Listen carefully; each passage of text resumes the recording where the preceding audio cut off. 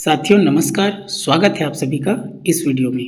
आज हम देखेंगे पंडित सुंदरलाल शर्मा मुक्त विश्वविद्यालय 2025-26 प्रश्न पत्र शिक्षण अधिगम एवं विद्यालय के सभी 20 प्रश्नों का विश्लेषण सहित उत्तर। इसका फ्री पीडीएफ आपको टेलीग्राम चैनल में मिल जाएगा। यूट्यूब डिस्क्रिप्शन में इसका लिंक दिया है। तो सबसे पहले इसका प्रश्न देख लेते हैं। तो देखिए, इसका प्रश्न है शिक्षण अधिगम एवं विद्यालय। इस प्रकार ये इसका प्रश्न है। एक एक करके सभी प्रश्नों को देखेंगे। यहाँ ये देखिए, प्री डीएलएड इंट्रेंस 2025। तो देखिए इसका 61 नंबर का प्रश्न है आपका। यदि आपका सीखना है, क्या है? सक्रिय, निष्क्रिय, स्थिर, अवलोकनात्मक। यहाँ से इसका उत्तर है। देखिए, सीखना क्या है? सक्रिय है। ऑप्शन ए इसका सही उत्तर है। सीखना एक गतिशील सतत प्रक्रिया है जिसमें छात्र सक्रिय रूप से ज्ञान का निर्माण करते हैं। ये निषिद्ध, स्थिर, अवलोकनात्मक ये नहीं आएगा।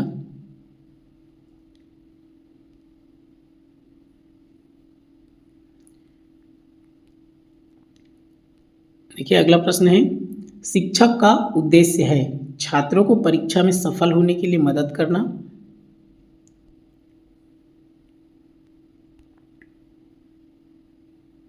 यहाँ से आप देख सकते हैं इसका उत्तर क्या है। देखिए, छात्रों को सफल होने के लिए मदद करना ये नहीं है। छात्रों को अनुशासित बनाना ये भी नहीं है। छात्रों की क्षमताओं का विकास करना ये मतलब सबसे ज़्यादा उचित है। और उसके बाद विद्यार्थियों में सामाजिक व्यवहार का विकास करना। तो जो सबसे उचित रहेगा उसको आपको करना है, छात्रों की क्षमताओं का विकास करना। ये इसका सही उत्तर है।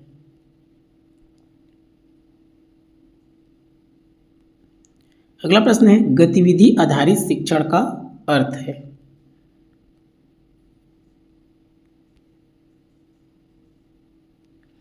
यहाँ पर इसका उत्तर देखिए क्या कह दिया। एक्सरसाइज के द्वारा सीखना ये क्या है? एक शारीरिक क्रिया है। अभ्यास के द्वारा सीखना ये एक पुनरावृत्ति है। करके सीखना, तो करके सीखते कैसे? सक्रिय भागीदारी। तो ये इसका सही उत्तर है। याद करके सीखना तो ये क्या है? रट कर सीखना है। तो इसका सही उत्तर क्या होगा आपका? करके सीखना। तो जो सबसे उचित उत्तर रहेगा उसको आपको लिखना है। देखिए सब बच्चे एक साथ क्या कर रहे हैं? करके सीख रहे हैं।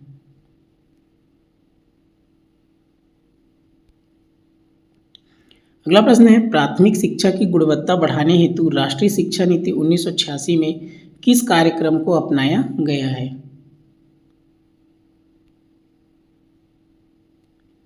यहाँ देखिए इसका उत्तर है। आप क्या कहते हैं? बुनियादी शिक्षा, तो ये तो नहीं है। ये क्या है? वर्धा योजना 1937 है, 1986 से पहले का है। शैक्षिक निर्देशन, ये सामान्य समर्थन सेवा विशिष्ट कार्यक्रम नहीं है। इसका उत्तर है option C, operation blackboard. इसमें क्या रहना था? ऑपरेशन ब्लैक बोर्ड में 2 शिक्षक और शिक्षण सामग्री, जिसमें शिक्षक में याद रखेंगे एक महिला टीचर भी जरूरी है। इस ऑपरेशन ब्लैक बोर्ड के तहत कितना शिक्षक होना चाहिए? 2 शिक्षक, जिसमें एक महिला टीचर भी होना जरूरी है। तो ये ऑप्शन सी इसका सही उत्तर है।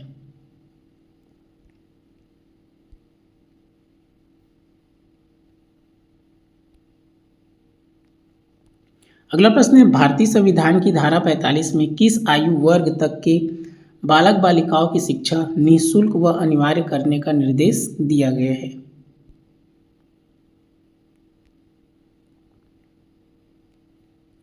यहाँ पर आप देखेंगे इसका सही उत्तर है आपका ऑप्शन बी, 14 वर्ष।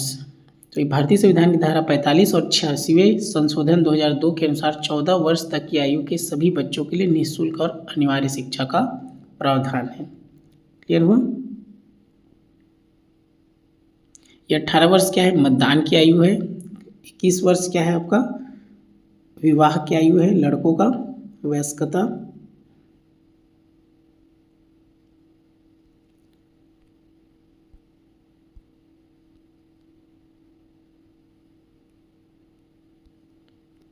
अगला प्रश्न है, बुनियादी शिक्षा के प्रवर्तक थे। तो देखिए इसका उत्तर कौन सा? बुनियादी शिक्षा के प्रवर्तक कौन है? महात्मा गांधी है, रविंद्रनाथ टैगोर नहीं है। रविंद्रनाथ टैगोर क्या है? शांति निकेतन के संस्थापक है आपका।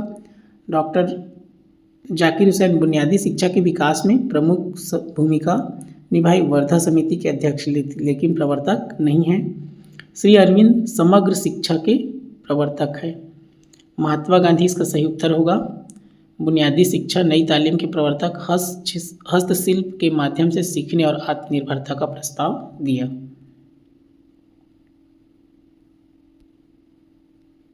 अगला प्रश्न है, सतत मूल्यांकन में गुण निहित होता है। यहाँ पर देखिए सतत मूल्यांकन में, तो इसका जो उचित उत्तर है आपका निरंतरता का। सतत मूल्यांकन में, सतत मतलब कंटिन्यू, तो ये निरंतरता इसका सही उत्तर है। यह मूल सिद्धांत है, मूल्यांकन की प्रक्रिया लगातार और बिना रुके चलती है, जिससे संपूर्ण प्रगति का पता चलता है। तो ये निरंतरता क्या है, ऑप्शन बी इसका सही उत्तर है।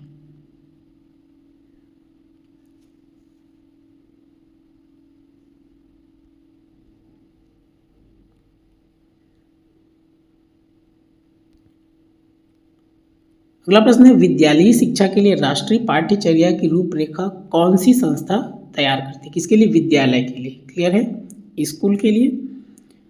तो यहाँ पर आप देखेंगे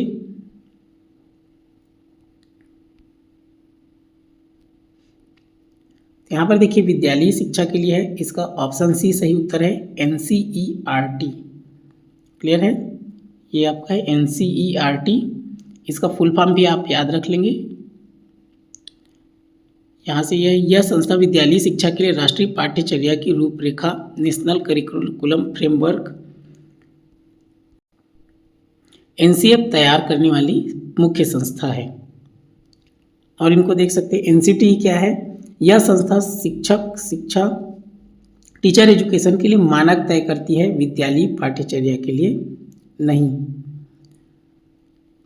CBSE क्या है? यह संस्था परीक्षाएं आयोजित करती है और पाठ्यक्रम को लागू करती है, लेकिन रूपरेखा तैयार नहीं करती। डाइट क्या है? यह संस्था जिला स्तर पर शिक्षकों को प्रशिक्षण प्रदान करती है, जिला स्तर पर। क्लियर है, राष्ट्रीय स्तर की रूपरेखा तैयार नहीं करती। तो सही उत्तर कौन सा है? NCERT।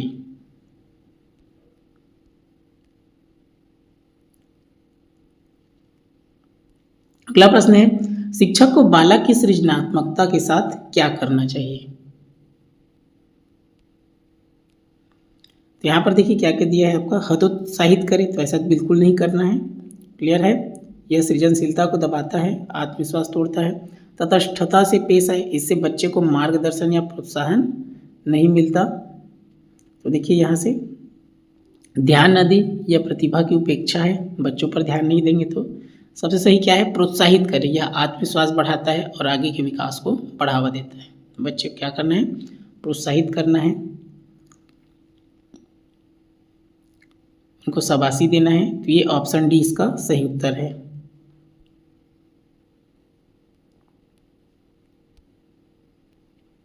अगला देखिए, विश्वविद्यालय अनुदान आयोग की स्थापना किस अधिनियम के अधीन हुई थी?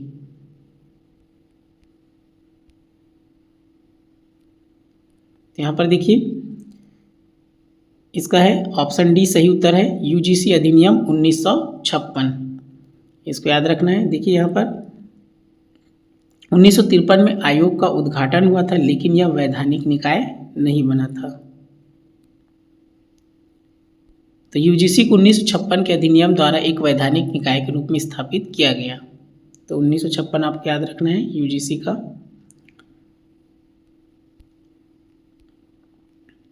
अगला प्रश्न है, निम्नलिखित में से कौन सा विकल्प अध्यापक शिक्षा कार्यक्रम की गुणवत्ता में सुधार करने के लिए प्रत्यक्ष रूप से संबंधित है?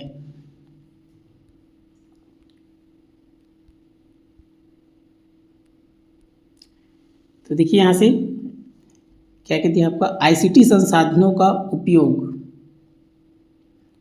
यह एक कौशल है, लेकिन व्यवहारिक शिक्षण गुणवत्ता में सीधा सुधार नहीं। इसका देखिए ऑप्शन बी सही उत्तर है, अंतर्विष्ट प्रतिपुष्टि के साथ विस्तृत इंटर्नशिप सेशन, मतलब व्यवहारिक अनुभव और निरंतर मार्गदर्शन शिक्षण कौशल को सीधे सुधारता है। शिक्षा कार्यक्रम की गुणवत्ता में सुधार के लिए बोल रहा है, तो ये ऑप्शन बी क्या है? सही उत्तर है। ये सामुदायिक संघ कार्यक्रम, विभिन्न विषयों पर सेमिनार में भाग लेना, ये सब सही नहीं है। ऑप्शन बी क्या है? सही है, व्यवहारिक अनुभव और निरंतर उनको मार्गदर्शन देना है।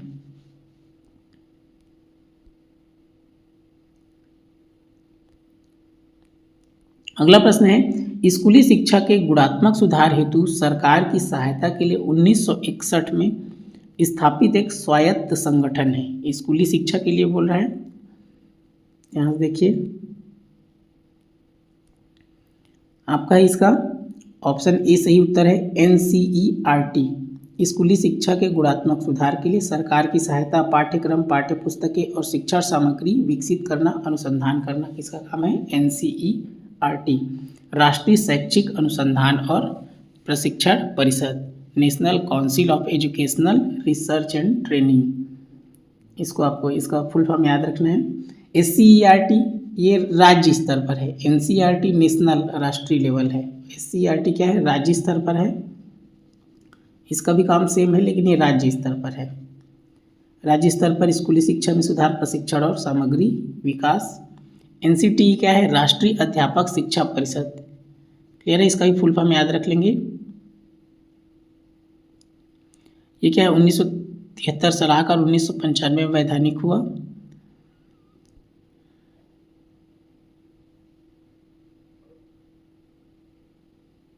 तो ऑप्शन ए इसका सही है। अगला प्रश्न है, छोटे बच्चे बहुत क्रियाशील होते हैं, अध्यापक उनके लिए क्या करेंगे? यहाँ से देखिए, उनकी क्रियाशीलता को कम करने की कोशिश करेंगे तो ऐसा बिल्कुल नहीं करना है। उनकी क्रियाशीलता का अध्ययन करेंगे तो ये तो अध्ययन करेंगे, ठीक है। उनकी क्रियाशीलता को रोकेंगे तो ऐसा तो करना ही नहीं है। सही उत्तर है, उनकी क्रियाशीलता की सहायता से उन्हें कुछ उपयोगी शिक्षा देंगे। मान लो बच्चे कुछ कर रहे हैं तो उनको भी कुछ सजेस्ट करना है, कुछ बताना है कि ऐसे बना सकते हैं। तो जो उचित उत्तर है कौन सा है? ऑप्शन डी इसका सही उत्तर है।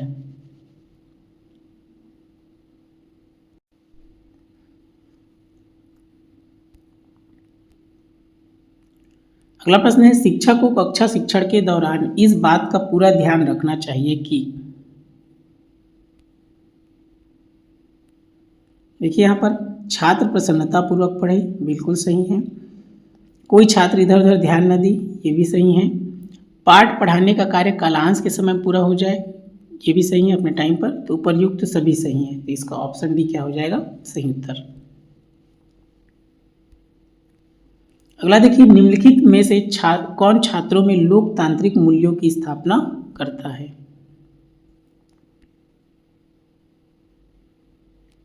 तो क्या क्या दिया? देखिए, पुस्तक और दिया आपका खेल का मैदान, वार्षिकोत्सव और प्रार्थना सभा।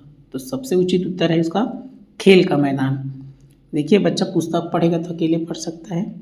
यहाँ पर देखिए, खेल के मैदान में क्या है? सब बच्चे एक साथ रहते हैं। देखिए, खेल का मैदान, यहाँ बच्चे सहयोग, समानता और नियमों का पालन करना सीखते हैं, जो लोकतांत्रिक मूल्यों की नींव है। यहाँ बच्चे खेलते देख रहे हैं, यहाँ समानता, सहयोग, पालन, नेतृत्व।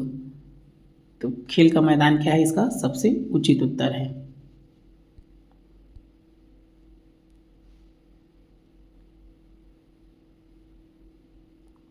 अगला प्रश्न है, अभिक्रमित अधिगम के प्रारंभकर्ता कौन थे? इसका उत्तर देख लीजिए। इसका उत्तर है आपका स्किनर। सही उत्तर स्किनर है। BF स्किनर को व्यवस्थित अभिक्रमित अधिगम और शिक्षण मशीनों के विकास और लोकप्रिय बनाने का श्रेय दिया जाता है। फ्रोबेल क्या है? फ्रोबेल आपका कौन सा है? किंडरगार्टन वाला है, खेल आधारित शिक्षा। सिडनी प्रेसी क्या है? प्रारंभिक परीक्षण मशीन। नेड फ्लैंडर्स कौन है? शिक्षण छात्र अंतःक्रिया विश्लेषण। तो इसका ऑप्शन बी सही उत्तर है।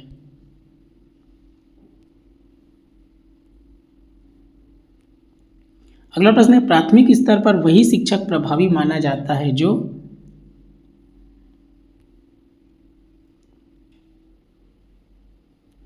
यहाँ पर देखिए क्या क्या दिया है? अपने विषय में अच्छा हो। मान लो कोई गणित का टीचर है तो गणित बहुत अच्छा पढ़ाता है, हिंदी वाला हिंदी बहुत अच्छा पढ़ाता है।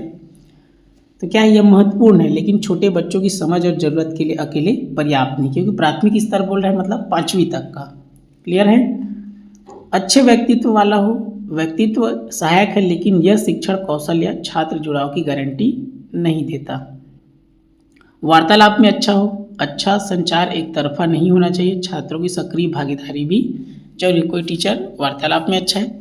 सबसे अच्छा उचित उत्तर है, देखिए इसका ऑप्शन डी, व्यवहार में प्रभावी हो। प्रभावी व्यवहार का अर्थ है छात्रों को प्रेरित करना, उनकी आवश्यकताओं को समझना और एक सकारात्मक समावेशी सीखने का माहौल बनाना। तो ऑप्शन डी क्या है इसका सही उत्तर है।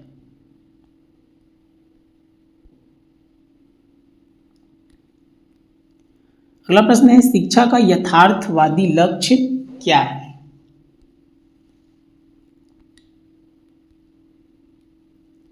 यहाँ पर देखिए ये दिया है आपका ऑप्शन ए सही उत्तर है, आनंदमय और संकलित जीवन।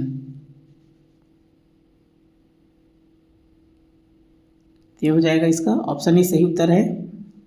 सबसे उचित ये आध्यात्मिक प्रगति, चरित्र निर्माण, आत्म साक्षात्कार। तो जो सबसे उचित उत्तर है इसका आनंदमय और संकलित जीवन। यह समग्र विकास, जीवन संतुलन और संतोष पर जोर देता है। यह वास्तविक दुनिया में सफलतापूर्वक और खुशी से जीने के लिए व्यवहारिक और यथार्थवादी लक्ष्य है।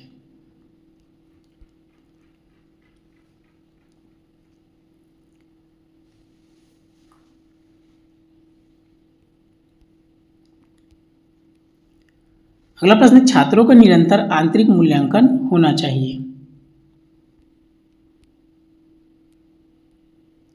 यहाँ पर देखिए यह अध्यापक को छात्रों की प्रगति का ज्ञान कराए और देख सकते हैं छात्रों को व्यर्थ की गतिविधियों से बचाएगा। तो ये तो नहीं है। छात्रों को अपनी कमजोरियों का ज्ञान होगा, ये भी इसका नहीं है मूल्यांकन का। और शिक्षण प्रक्रिया सजीव रहेगी। जो सबसे इसका सही उत्तर है, अध्यापक को छात्रों की प्रगति का ज्ञान कराएगा। मतलब बच्चा कितना सीखा है, कितना नहीं सीखा है, क्या जानता है, क्या नहीं जानता है, इसके बारे में शिक्षक को ज्ञान होगा। तो ऑप्शन ए इसका सही उत्तर है। देखिए इसका अंतिम प्रश्न है, स्वामी विवेकानंद शिक्षा की सर्वश्रेष्ठ विधि किसे मानते हैं? तो ऑप्शन ए इसका सही उत्तर है, योग। स्वामी विवेकानंद ने एकाग्रता और आत्म साक्षात्कार के विकास के लिए योग को सबसे महत्वपूर्ण और सर्वश्रेष्ठ विधि माना। ये रहा आज के सभी 20 प्रश्नों का विश्लेषण सहित उत्तर। इसी प्रकार के वीडियो के लिए बिंदास लर्नर चैनल से जुड़े रहिए। इस वीडियो को ध्यानपूर्वक देखने के लिए आपका दिल से धन्यवाद।